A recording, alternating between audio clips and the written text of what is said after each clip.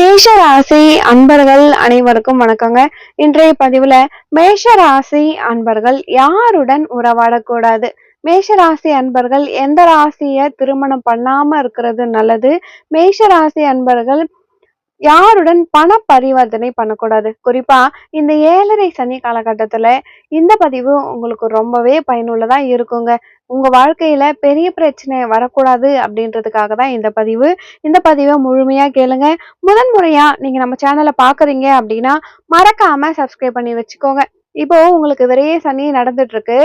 பொதுவா விரைய சனி நடக்கும் பொழுது இருக்கிற வேலையில உங்களுக்கு பிரச்சனை வரும். இந்த நேரத்துல பிசினஸ் பண்ணலாம், தொழில் செய்யலாம் அப்படின்ற எண்ணத்துல வேலையை விட்டுட்டு ஒரு 40 வயசுக்கு மேல இருக்கவங்க பிசினஸ் பண்றதுக்காக தன் ஃப்ரெண்ட்ஸ் கூட இல்ல கூட்டாளிங்க கூட வந்து பண பரிவர்த்தனை பண்ணலாமா, 2 பேரா சேர்ந்து பார்ட்னர்ஷிப் போட்டு பிசினஸ் பண்ணலாமா இப்படின்ற டவுட்லாம் இருக்கும். அதெல்லாம் வந்து நீங்க பண்ணக்கூடாது, ஆரம்பிக்க கூடாதுங்க. கண்டிப்பா இந்த நேரத்துல இருக்கிற வேலையில நீங்க ஸ்டெடியா ஹார்ட் ஒர்க் பண்ணி முன்னேற பார்க்கணும். இதுதான் உங்களுக்கு பெஸ்ட். ஸோ இப்படி ஒரு சூழ்நிலை வருது, அந்த நேரத்துல எப்படிப்பட்ட முடிவுகள் எடுக்கணும் அப்படின்னும் பொழுது நீங்க யாருடன் உறவாடக்கூடாது அப்படின்றத தெரிஞ்சுக்கிறது நல்லது. திருமண வாழ்க்கைக்கு குறிப்பா ரொம்ப ரொம்ப நல்லது. எந்த ராசியை தவிர்க்கணும், எந்த ராசியை திருமணம் பண்ணா பாதிப்புகள் இருந்துகிட்டே இருக்கும், இதெல்லாம் நீங்க தெரிஞ்சுக்கோங்க. மேஷம் அப்படிங்கிறது தலை, இங்க இருந்துதான் காலபுருஷ தத்துவமே தொடங்குது. இதன் அதிபதி செவ்வாய் பகவான். மேஷ ராசியில பாத்தீங்கன்னா அஸ்வினி, பரணி, கிருத்திகை நட்சத்திரம் 1ஆம் பாதம் 3 நட்சத்திரங்கள் இருக்கு. இப்போ மேஷ ராசியில பிறந்தவங்க பொதுவாகவே ஆளுமை திறன் உடையவர்கள், வேகமாக செயல்படக்கூடியவர்கள், வெளிப்படை தன்மையோடு இருப்பாங்க, இனிமையாகவே பேசுவாங்க. குறிப்பா மேஷ ராசி பெண்கள் தன்னுடைய உறவுகள் மேல ஒரு ஆளுமையை செலுத்தக்கூடியவர்கள், நிறைய எதிர்பார்ப்பு கொண்டவர்கள். அந்த எதிர்பார்ப்பு கிடைக்கல அப்படின்னும் பொழுதுதான் ஒரு பற்றற்ற தன்மையை நோக்கி போகக்கூடிய சூழ்நிலையும் இருக்கும். நிறைய எதிர்பார்ப்பாங்க, நிறைய பாசம் வைப்பாங்க. அதெல்லாம் வந்து அவங்களுக்கு ரிவர்ஸ்ல தான் கிடைக்கும், இல்ல கிடைக்காமையே போகும். இந்த சூழ்நிலையில ஏற்படக்கூடிய அந்த பற்றற்ற தன்மை இவங்களுக்கு ஏற்படுது. பொதுவாகவே நல்ல குணம் இருக்கும், கோபம் இருக்கும், வெளிப்படையா பேசிடுவாங்க. அதனால பகைகள், குறிப்பா பக்கத்துல இருக்கவங்க, குறிப்பா இவங்களுடைய பக்கத்து வீடு, எதிர் வீடு, இத மாதிரி கூட இவங்களுக்குள்ள வந்து ஒரு சின்ன சின்ன கருத்து வேறுபாடுகள் இருக்கும். தான் சொல்றத கேட்கணும் அப்படின்னு நினைப்பாங்க. அதே போல அரசு வேலையில இருக்கிறது, அரசாங்க ஆதாயம் பெறது இவங்களுக்கு பெரும்பாலும் நிறைய பேருக்கு இந்த அமைப்பு வந்துடும். மேஷ ராசியை பொறுத்த வரைக்கும் நிறைய அலைச்சல்கள், பயணங்கள் இருந்துகிட்டே இருக்கும் இவங்களுடைய வாழ்க்கையில. பார்க்கிறதுக்கு நல்ல ஒரு தோற்றப்பொழிவு இருக்கும். இவங்களுடைய 2ஆம் இடம் ரிஷபம். நல்ல உணவுகளை விரும்பி சாப்பிடுவாங்க. சாப்பாடு சரியில்லை, பழைய உணவா இருந்தா கண்டிப்பா தவிர்த்துடுவாங்க. ரிஷபம் காலபுருஷ தத்துவத்தின் 2ஆம் இடம். ஸோ இவங்களுக்கு எளிமையான பேச்சு இருக்கும். ரொம்ப க்ளோஸா இருக்காங்க பாருங்க, கணவன் மனைவி இல்ல உறவுகள், இவங்க கிட்ட மட்டும்தான் கோவத்தை காட்டுவாங்க, வெளிப்படையா பேசுவாங்க. ஆனா மனசுல வச்சுக்க மாட்டாங்க. நல்ல குணம் இருக்கும். மற்றவங்களுக்கு உதவக்கூடிய பரந்த மனப்பான்மை இருக்கும். பார்க்கறதுக்கு நல்ல தோற்றப்பொழிவு இருக்கும். பேசிய நிறைய காரியத்தை சாதிப்பாங்க. குறிப்பா இனிமையான பேச்சும் இவங்க கிட்ட இருக்கும். 3ஆம் இடம் இவங்களுக்கு மிதுனம். நிறைய அலைச்சல்கள், பயணங்கள், சிறு தூர பயணங்கள் செய்யறவங்களா இருப்பாங்க. டிராவலிங்ல இன்ட்ரெஸ்டும் இவங்களுக்கு இருக்கும். கம்யூனிகேஷன் ஸ்கில்ஸ் நிறையவே இருக்கும். ஆனா அவங்க வந்து மிஸ் அண்டர்ஸ்டாண்டிங் பண்றதுக்கு தான் இருப்பாங்க. குறிப்பா வேலை செய்யக்கூடிய இடத்துல சக பணியாளர்கள், நண்பர்கள், உறவுகள், வாழ்க்கை துணைவர், இவங்க எல்லாருமே வந்து இவங்க சொல்றத ஆப்போசிட்டா புரிஞ்சுப்பாங்க. ஸோ 3ஆம் இடத்தின் அதிபதி புதன், செவ்வாய்க்கு ஆகாது. அதனால பாத்தீங்கன்னா பக்கத்துல இருக்கவங்க கூட நல்லா பழகிட்டே இருப்பாங்க. திடீர்னு சண்டை போடுவாங்க, திடீர்னு வந்து அந்த பேச்சுவார்த்தை இல்லாம போயிடும். யாருக்காவது உதவி பண்றாங்க அப்படின்னா அந்த உதவி பண்றவங்க நம்மளையே வந்து திரும்பவும் பிரச்சனை பண்ணுவாங்க. இளைய சகோதரர்கள் இருந்தா அவங்க கிட்ட ஒரு சின்ன கருத்து வேறுபாடு, மூத்த சகோதரர் இருந்தாலுமே ஒரு கருத்து வேறுபாடு. இவங்க வந்து உதவி பண்ணாங்கன்னா கூட அந்த உதவியினால பெருசா இவங்களுக்கு நன்மை கிடைக்காது. ஒரு கருத்து வேறுபாடு இருந்துகிட்டே இருக்க மாதிரியான சூழ்நிலை இருக்கும். 4ஆம் இடம் கடகம். ஸோ தாயார் மீது ரொம்பவே பாசம் அதிகமா வச்சிருப்பாங்க. தாயாரின் உறவுகள் இவங்களுக்கு கொஞ்சம் சப்போர்ட்டா இருப்பாங்க. இவங்களுக்கு வீடு, வாகனம், சொத்துக்கள் எல்லாமே தாய் வழி உறவுகளாலேயோ இல்லை இவங்களே சம்பாதிக்கக்கூடிய வாய்ப்பும் அதிகமா இருக்கும். அதே போல 5ஆம் அதிபதியாக வரக்கூடிய சூரியன் 5ஆம் இடம் சிம்மம். இந்த சிம்மம் மட்டும் பாத்தீங்கன்னா சிம்மாதிபதி 11ஆம் இடத்துல இருக்காரு. கும்பத்துல சூரியன் இருந்து பூரட்டாதி நட்சத்திரத்துல இருந்து 5ஆம் இடத்தை பார்க்குது. இந்த 5ஆம் இடத்துல வேற எந்த பாவ கிரகமும், குறிப்பா சனி, ராகு, கேது போன்ற கிரகங்கள் இல்ல அப்படின்னாலே கண்டிப்பா உங்களுக்கு அரசு பணி இருக்கு. அரசு வேலைக்கு போவாங்க, அரசால் ஆதாயம் பெறுவாங்க, அரசியல்ல புகழ் பெறுவாங்க. அதே போல பிள்ளைகளால ஆதாயம் இருக்கும். 5ஆம் இடத்துல சூரியன் ஆட்சி பெற்றிருந்தாலுமே அரசு வேலை உங்களுக்கு கிடைக்கும். ஆனால் தந்தையோட கருத்து வேறுபாடு. தந்தை ஒரு மதிக்கத்தக்க மனிதராகவே இருப்பார். சூரியனை பொறுத்த வரைக்கும் மேஷத்துல உச்சமாகக்கூடிய கிரகம். சோ ஒரு தலைமை பண்பு, அரசு பணிக்கு போகணும் அப்படின்ற எண்ணம், அதுக்காக முயற்சி பண்ணுவீங்க. அந்த முயற்சியில ஒரு வெற்றியும் உங்களுக்கு கிடைக்கும். தந்தையால ஆதரவு இருக்கும், தந்தையின் சொத்துக்கள் வரும். அதே சமயத்துல சூரியன் ஆட்சி உச்சம் பெற்றிருக்கு அப்படின்னா மட்டும் அவங்களோட தந்தையினோட கருத்து வேறுபாடு உங்களுக்கு ஏற்படும். மற்றபடி பாத்தீங்க அப்படின்னா 5ஆம் இடத்துல சூரியன் இருந்தா குழந்தை பாக்கியம் தாமதமாக வாய்ப்பு இருக்கு. குழந்தை பிறக்க லேட் ஆகும், திருமணம் லேட் ஆகும். 5ஆம் இடத்துல சூரியனும் புதனும் சேர்ந்து இருக்கு அப்படின்னா உங்களுக்கு ஒண்ணு குழந்தை சீக்கிரமா மேரேஜ் ஆனாலும் குழந்தை தள்ளி போட்டுட்டு இருப்பாங்க, இல்ல குழந்தை பிறக்கிறதுல சின்ன ஒரு பிரச்சனை, மெடிக்கல் ட்ரீட்மெண்ட் எடுக்கக்கூடிய சூழ்நிலை இருக்கும்.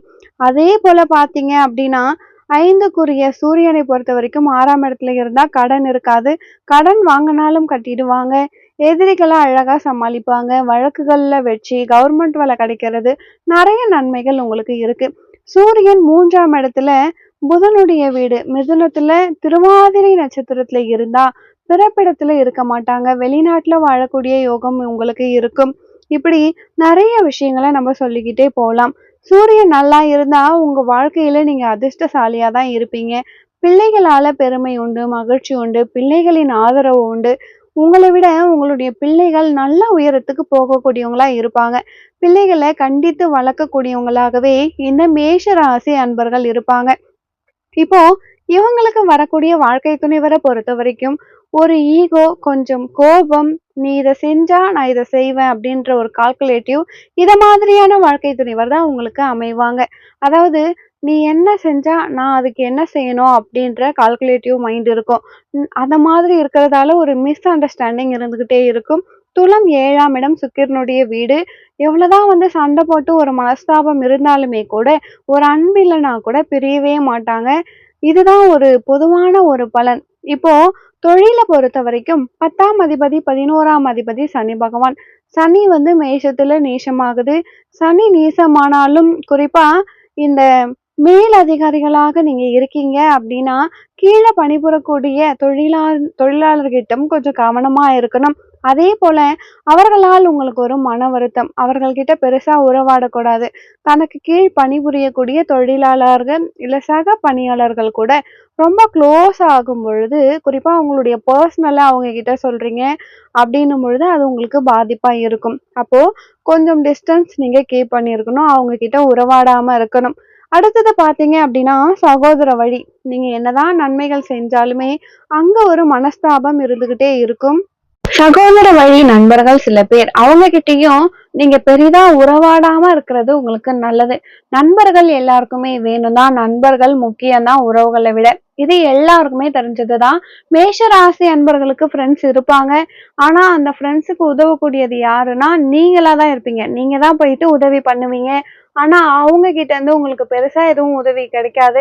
தேவைப்படும் பொழுது ஒரு ஆறுதலான வார்த்தைகள் கூட உங்களுக்கு கிடையாது. இதுதான் உங்களுக்கான மைனஸ். இது எல்லாருக்கும் கிடையாது. ஒரு பொது பலன் ஒரு 20% எப்பயுமே வேற மாதிரி இருப்பாங்க. அவங்களுக்காக நான் சொல்லல.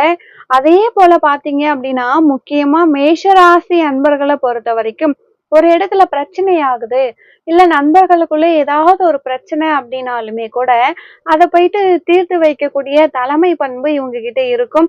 இவங்களதான் கூப்பிடுவாங்க, பஞ்சாயத்து பண்ணி வைங்க அப்படின்ற மாதிரி. இவங்களும் போயிட்டு இவங்களுடைய அறிவுரையால அந்த பிரச்சனைக்கு ஒரு முடிவு சொல்லுவாங்க. அது கரெக்டாவும் இருக்கும். ஹார்ட் ஒர்க் பண்ணுவாங்க. சொந்த தொழில் செஞ்சாலுமே வாழ்க்கையில முன்னேறக்கூடியவர்கள். தொழில் சிந்தனை நிறையவே இருக்கும்.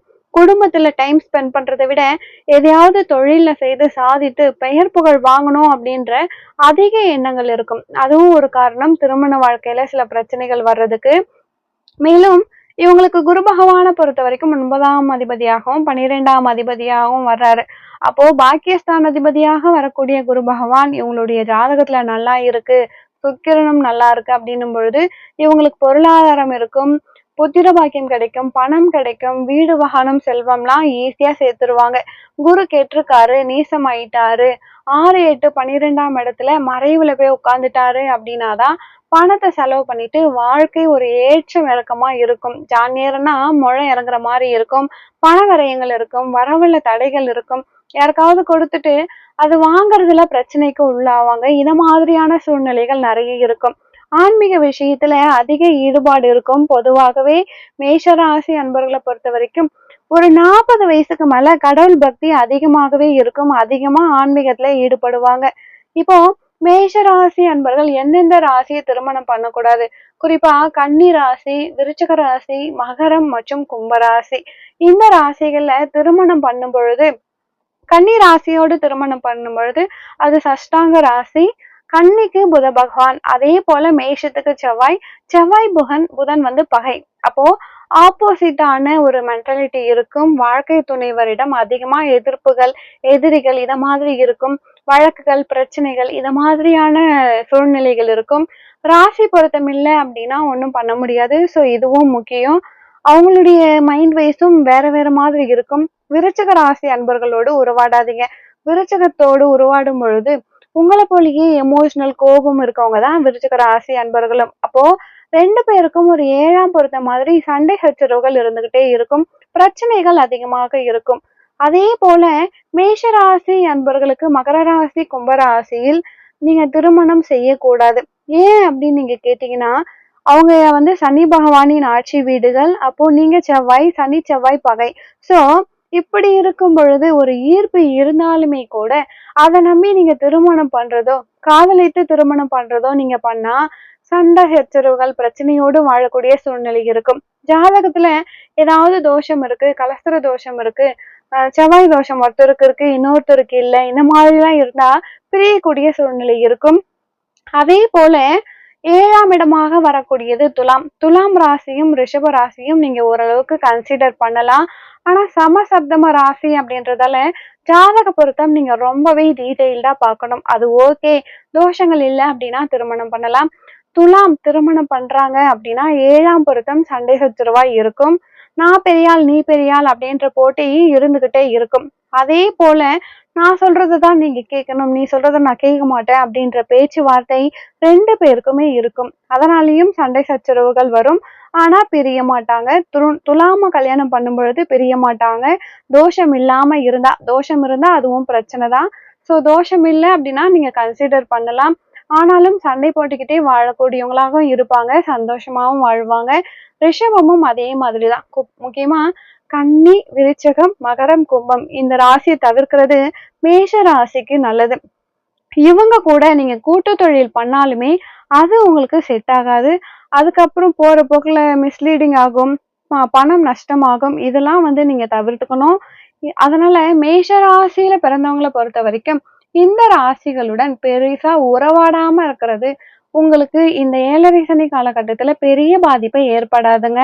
குறிப்பா காதல், திருமணம் இத மாதிரி விஷயத்துல ஈடுபடும் பொழுது உங்களுக்கு பாதிப்புகள் ஏற்படுத்தும். ஜாதிக பொருத்தம் பார்த்து எதுனாலும் முடிவெடுங்க.